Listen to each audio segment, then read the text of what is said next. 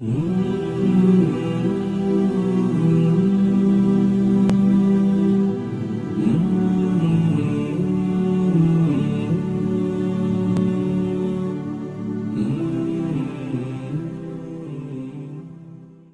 know, we live in this dunya and we are fascinated with this dunya which Allah subhanahu wa ta'ala indeed has created in a beautiful manner. We're fascinated. There are over billions of people which live on this dunya at this moment in time. Over 6 billion people that live on the dunya at this moment in time. This dunya of Allah subhanahu wa ta'ala is so big, my young friends, that there is space in this dunya for billions and billions and billions or more people. But what is this dunya in comparison to what Allah subhanahu wa ta'ala has created out there? This dunya is insignificant. This dunya is meaningless to Allah. It means nothing. It is worthless. So worthless, compare it with the sun. The sun is one star. You know more science than me. You'll be able to tell me better. Take this planet Earth and you place it inside the sun, and you will be able to place 1.3 million Earths in the sun. 1.3 million Earths in the sun. Allahu Akbar. Allah is the greatest. The sun is one star. One star. There are stars out there which are millions of times bigger than the sun. You tell me this, that you need millions and millions of stars to make one galaxy. And then you tell me this, that there are zillions of galaxies out there. Let me tell you on top of this, my young friend, after this, whatever you see above, when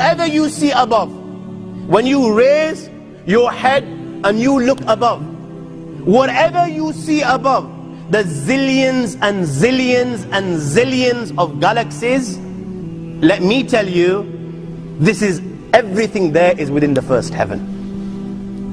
Everything there is within the first heaven, and Allah is the creator of 7 heavens. 7 heavens. And the distance between the first heaven and the second heaven is 500 years. You know, the distance that can be covered in 500 years, at what speed? Only Allah knows. Only Allah knows.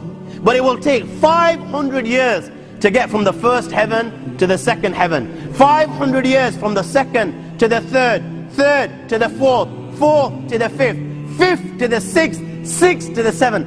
Every time it will take 500 years.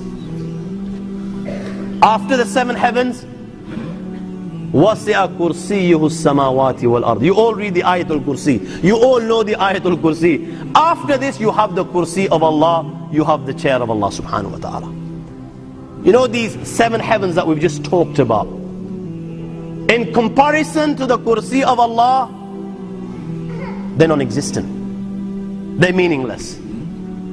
Rasulullah sallallahu alaihi wasallam has given an example in a hadith, just to give us a little bit of understanding with regards to the 7 heavens in comparison to the Kursi of Allah. Take a ring from your finger, take it off, the small ring that you have, and place it, let's say, in a desert, the Sahara Desert. It's the biggest desert in the world. You know that ring that we take off from our fingers and place it in the Sahara Desert? What comparison is in between the ring and the Sahara Desert? Nothing. Nothing. The 7 heavens is the ring, and the Kursi of Allah is the Sahara Desert. After the Kursi of Allah, my young friends, you have the Arsh of Allah. وَكَانَ أَرْشُهُ عَلَى الْمَاءِ. You have the Arsh of Allah. Again, Rasulullah has explained, so just so that we can understand. Take the ring, place it in the desert. This time, the ring is the Kursi and the Arsh is the desert. What is the Kursi in comparison to the Arsh of Allah? Nothing. Then you have angels which carry the Arsh of Allah. Their heads are in the 7th heaven and their feet are in the lowest earth. My friends, then you have the Lord of the Arsh and Kursi. لا تدركه الأبصار وهو يدرك الأبصار وهو اللطيف الخبير. He is beyond. The size of Allah, who Allah is, what Allah is, the greatness of Allah is beyond the comprehension of my little mind.